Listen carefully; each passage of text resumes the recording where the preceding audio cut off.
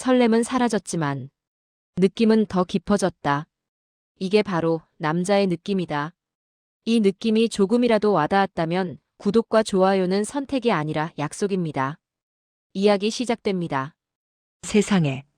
남편이 해외 파견으로 집을 비운 사이 아래층 남자가 제 귀에 속삭인 말입니다. 그 말을 듣는 순간 저는 제정신이 아니었습니다. 59년을 살면서 마음이 이렇게까지 흔들린 적이 있었나 싶을 정도로요. 굳은 살처럼 무뎌졌다고 믿었던 제 감각이 그 뜨겁고 위험한 한마디에 단숨에 깨어나 버렸으니까요. 본격적인 이야기에 앞서 무료로 응원해 주실 수 있는 구독과 좋아요 부탁드리겠습니다. 그럼 이야기 시작하겠습니다. 제 나이 59, 이름은 윤미경입니다. 남편은 해외 플랜트 관련 일을 하는 회사에서 임원급으로 일했습니다. 사람들이 들으면 그 정도면 편하게 살겠네라고 말할 직업이죠. 우리는 서울 외곽이지만 브랜드 아파트가 밀집한 신도시의 42평 집에 살았습니다. 아이들은 이미 다 독립했고 남편과 저는 겉으로 보기엔 안정된 중년 부부였습니다. 하지만 그 겉은 참 완벽했어요. 안에서는 이미 오래전부터 서로가 서로에게 없는 사람이었거든요. 결혼 31년. 우리 부부는 아주 오래전에 대화를 잃었습니다. 아침에 마주쳐도 잘 잤어? 같은 말은 없었고 식탁에 앉아도 젓가락 소리만 났습니다. 정확히 말하면 남편은 식탁에 오래 앉아있지도 않았죠. 그는 늘 바빴고 늘 피곤했고 늘 예민했습니다. 집은 그의 휴식처가 아니라 잠깐 들르는 호텔 로비 같은 공간이었습니다. 저는 그저 집을 유지하는 사람, 정해진 시간에 불을 켜고 끄고 세탁하고 청소하고 생일과 명절을 챙기는 사람. 마치 아내가 아니라 잘 굴러가게 만들어야 하는 기계의 관리자 같았습니다. 그러던 어느 날 남편이 말했습니다. 이번 파견 좀 길어질 것 같아. 현관에서 넥타이를 고쳐 매며 아주 무심하게. 그는 제 얼굴을 보지도 않았습니다. 얼마나?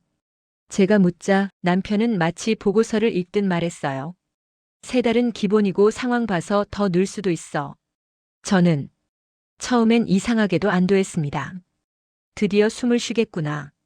나를 무시하는 시선, 없는 사람 취급하는 말투, 그 차가운 집안의 공기가 잠깐이라도 사라지겠구나. 남편이 떠난 첫날 밤 저는 혼자 거실에 앉아 아주 오래 울었습니다. 슬퍼서가 아니었어요. 누구도 몰래 울 수 있는 밤이 왔다는 게 오히려 서러웠습니다. 하지만 해방감은 일주일도 가지 못했습니다. 고요함은 곧 적막이 되었고 적막은 곧 두려움으로 변했습니다. 아침에 눈을 떠도 다녀오겠습니다라고 말할 사람이 없었고 저녁을 차려도 같이 먹어줄 사람이 없었습니다. 텔레비전을 틀면 사람 웃는 소리가 더 외롭게 들렸고 불을 끄면 집안의 어둠이 마치 제 마음속까지 내려앉는 것 같았습니다. 거실 시계 소리가 유난히 크게 들리기 시작했습니다. 똑딱똑딱. 그 규칙적인 소리가 어느 순간 제 심장 박동과 겹쳐졌고 그때마다 숨이 막힐 것 같았습니다. 저는 그 공허함을 지우려고 마트도 더 자주 가고 카페에도 더 오래 앉아있고 산책도 길게 했습니다. 하지만 결국 집으로 돌아오면 현관문을 열고 들어서는 순간 텅 빈 거실이 저를 덮쳤습니다. 내 인생은 이게 전부인가? 거울 속에 비친 저는 나이보다 젊어 보인다는 말을 듣곤 했지만 눈동자엔 생기가 없었습니다. 아내와 엄마라는 이름으로 살면서 여자 윤미경은 완전히 사라져버린 느낌이었습니다. 그렇게 제 마음은 점점 잿빛으로 물들어갔습니다. 아무 기대도 아무 희망도 없이 그저 하루를 버티는 사람처럼요. 그 남자를 만나기 전까지는요. 그날은 유난히 날씨가 사나웠습니다. 늦가을과 초겨울 사이 비가 내리다가 진눈깨비가 섞여 내리던 저녁이었습니다. 바람이 창문을 두드리더니 갑자기 쾅 하는 소리와 함께 베란다 쪽에서 날카로운 파열음이 들렸습니다. 저는 심장이 덜컥 내려앉아 베란다로 뛰어갔습니다. 그리고 그 광경을 보고 다리가 풀렸습니다. 베란다 외벽 쪽 환풍구 커버가 떨어지며 창문 한쪽이 통째로 금이 가고 깨져 있었습니다. 깨진 유리 파편이 바닥으로 쏟아져 있었고 그 틈으로 바람과 물이 미친 듯 들어왔습니다. 어머나 세상에. 관리실에 전화를 했지만 야간이라 연결이 어렵다는 안내만 나왔습니다. 수건과 담요를 꺼내 막아보려고 했지만 바람은 더 거세졌고 제가 막는 곳마다 틈이 벌어졌습니다. 급한 마음에 의자를 밟고 올라서 테이프를 붙이려던 순간 발을 헛디뎌 저는 의자에서 미끄러졌습니다. 악! 무릎이 바닥에 부딪히고 발목이 삐끗했고 손바닥이 유리 조각에 스쳐 따끔하게 피가 맺혔습니다. 그 순간 너무 서러웠습니다. 이 넓은 집에서 내가 넘어져도 누구 하나 괜찮아? 라고 물어줄 사람이 없다는 게요. 저는 바닥에 앉은 채로 밀려드는 바람과 찬 기운을 맞으며 그냥 울어버렸습니다. 남편에게 전화를 걸었습니다. 정말 이번 한 번만이라도 제 목소리를 들어주길 바라면서요. 한 번, 두 번, 세 번. 안 받았습니다. 겨우 연결이 되었을 때 저는 거의 울먹이며 말했습니다. 여보, 큰일 났어. 베란다 창문이 깨졌어. 나 넘어졌고 지금. 그런데 남편은 제가 말을 다 끝내기도 전에 툭 잘랐습니다. 지금 몇 시인데 전화를 해. 나 내일 아침 회의 있어. 중요한 날이야. 관리실에 연락해. 알아서 해. 뚜뚜뚜. 통화가 끊겼습니다. 그 차가운 신호음이 귀에 박히는 순간 제 안에서 마지막으로 남아있던 무언가가 완전히 무너져 내렸습니다. 나는 이 사람에게 대체 뭐였을까? 바로 그때였습니다. 띵동. 현관 초인종 소리가 났습니다. 저는 젖은 잠옷 차림 그대로 비틀거리며 인터폰을 확인했습니다. 화면 속엔 아래층 남자가 서 있었습니다. 얼마 전 이사 왔다고만 들었던 사람. 이름도 몰랐고 인사도 두어 번 했던 정도였어요. 그가 말했습니다. 아래층인데요. 방금 엄청 큰 소리가 나서 혹시 괜찮으십니까? 목소리는 낮고 조심스러웠습니다. 저는 순간 망설였습니다. 문을 열면 안 된다는 생각이 먼저 들었죠. 하지만 저는 너무 지쳐 있었고 너무 무서웠습니다. 저는 문을 열었습니다. 그는 제 젖은 몰골과 베란다 쪽의 난장판을 보더니 표정이 굳었습니다. 아니 이게 무슨... 그는 망설임 없이 집 안으로 들어왔습니다. 창문이 깨졌네요. 제가 임시로라도 막아볼게요. 그의 행동은 빠르고 단정했습니다. 젖은 신발을 벗고 공구를 가지러 잠깐 아래층으로 내려가더니 곧바로 돌아왔습니다. 저는 절뚝거리며 그 뒤를 따라갔습니다. 베란다에 선 그의 뒷모습이 유난히 크게 보였습니다. 젖은 패딩이 어깨에 달라붙어 몸의 윤곽이 그대로 드러났고 그 모습이 이상하게 낯설면서도 이상하게 든든했습니다. 남편에게서 한 번도 느껴본 적 없는 남자의 기운이었습니다. 그는 테이프와 비닐, 임시 합판 같은 것들을 이용해 깨진 부분을 막기 시작했습니다. 한참을 하다가 그가 저를 돌아보며 말했습니다. 제가 이쪽 잡을 테니까 저 테이프 끝 좀 꽉 잡아주세요. 저는 고개를 끄덕이며 그 옆으로 다가갔습니다. 좁은 공간에서 우리 어깨가 스쳤습니다. 그 순간 그의 체온이 제 젖은 옷 너머로 훅 전해졌습니다. 심장이 쿵 하고 내려앉는 것 같았습니다. 제가 떨리는 손으로 테이프를 잡는 순간 그가 중심을 잃고 살짝 휘청거렸고 그의 팔이 제 허리를 감싸듯 스치고 지나갔습니다. 헉! 저도 모르게 숨이 새어나왔습니다. 그는 아무 일 없다는 듯 다시 작업에 집중했지만 저는 제멋대로 뛰기 시작한 심장을 도저히 주체할 수가 없었습니다.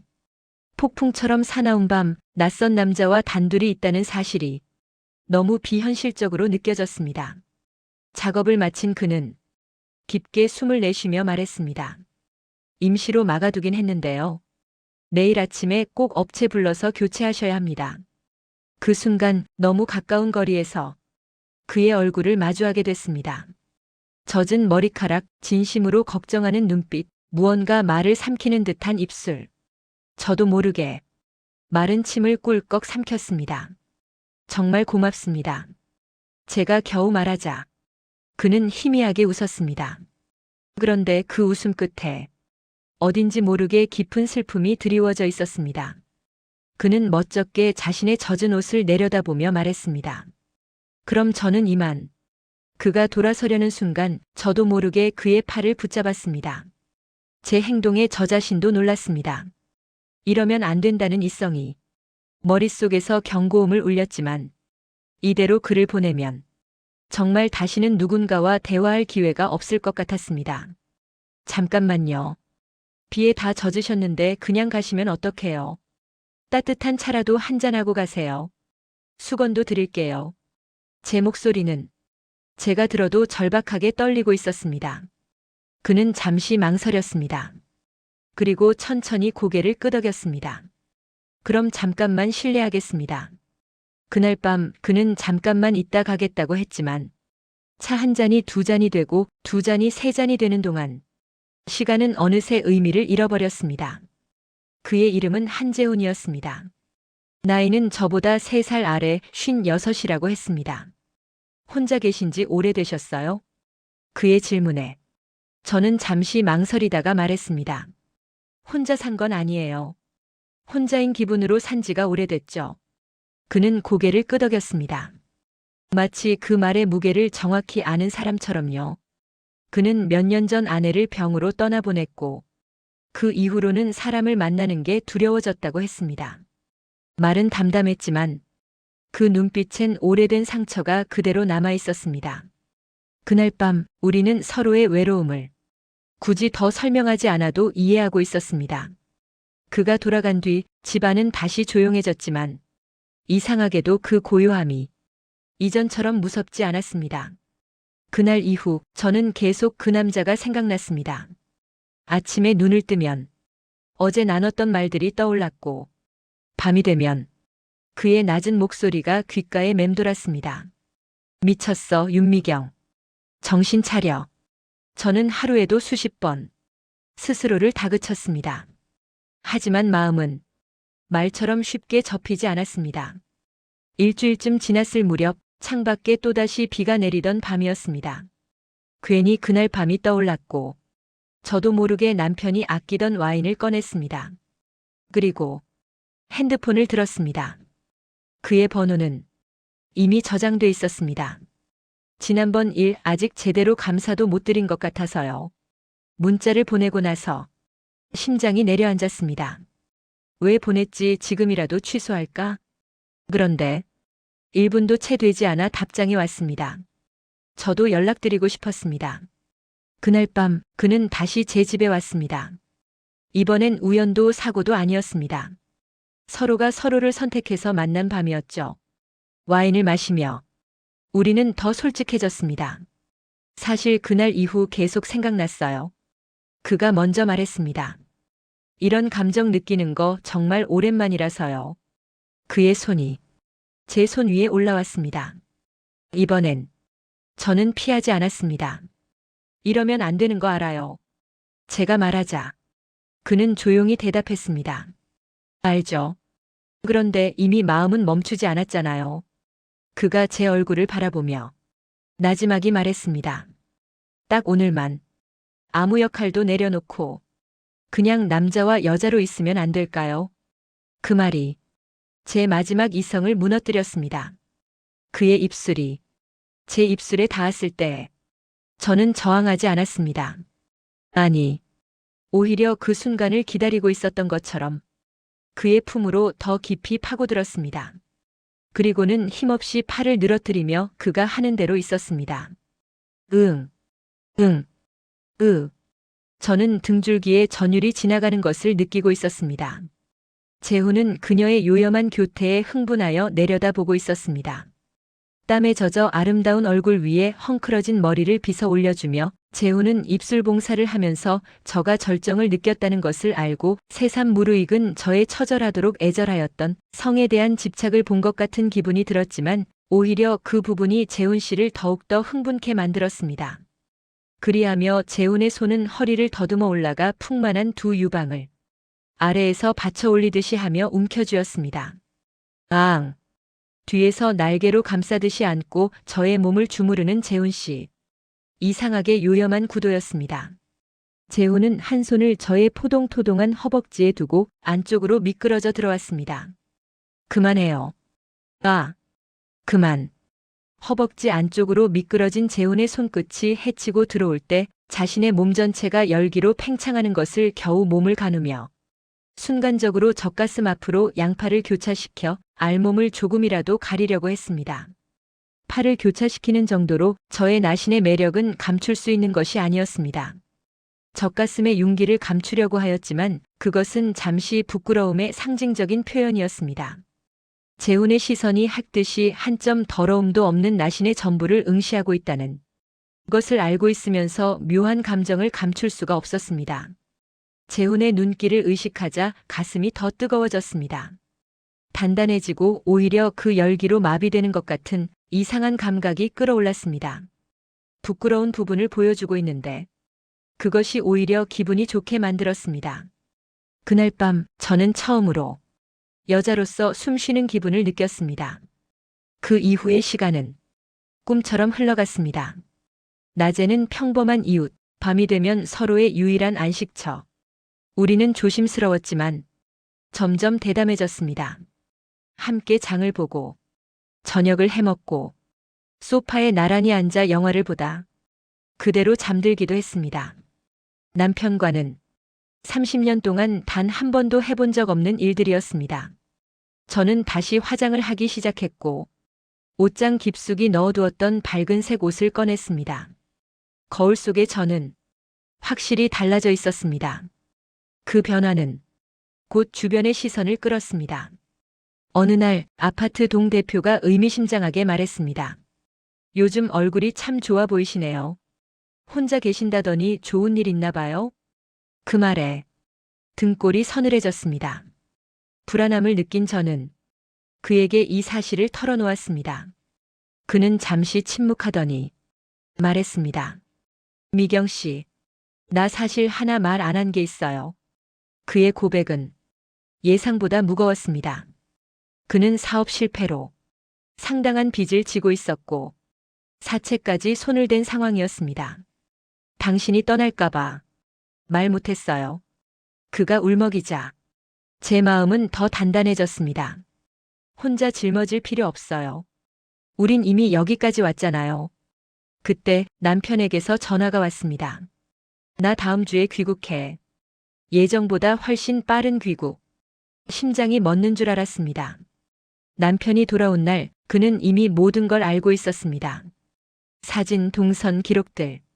그리고 분노. 그는 저를 폭언과 폭력으로 몰아붙였습니다. 그 순간 현관문이 열리며 그가 들어왔습니다. 그만하십시오. 두 남자는 몸싸움을 벌였고 경찰이 출동했습니다. 그 와중에 남편의 핸드폰이 바닥에 떨어졌습니다. 잠금이 풀린 화면에는 젊은 여자와의 대화가 가득했습니다. 출장이 아니라 외도. 그것도 오래된 외도였습니다. 그날 이후 저는 결심했습니다. 더 이상 당하지 않겠다고. 이혼 소송은 잔인했습니다. 하지만 증거는 제 편이었습니다. 남편의 외도 기록, 카드 내역, 호텔 예약. 판결은 명확했습니다. 혼인 파탄의 주된 책임은 남편에게 있다.